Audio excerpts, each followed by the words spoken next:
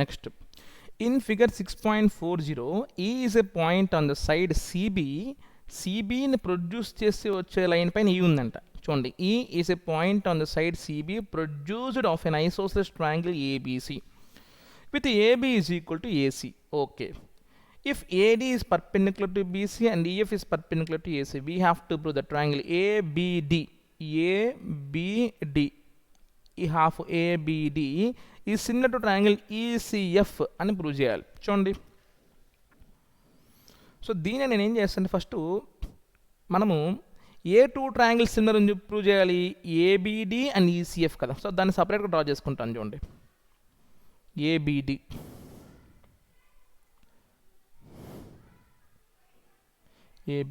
Next ECF. ఏబిడిలో మనకి D దగ్గర 90, ఇది ఏ, ఇది బి. మరి అదేవిధంగా మనము ఈసీఎఫ్, సో ఎఫ్ దగ్గర 90 కాబట్టి ఎఫ్ ఇలా వస్తుంది నాకు. ఓకే, ఇది ఈ, ఇది సి.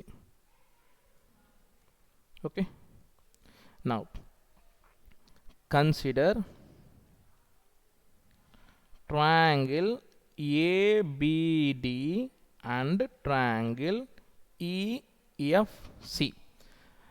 మనం సిమిలారిటీ అని ఈజీగా ప్రూవ్ చేయడానికి మన దగ్గర ఉన్న వెపన్ ఏంటంటే యాంగిల్ క్రైటీరియా.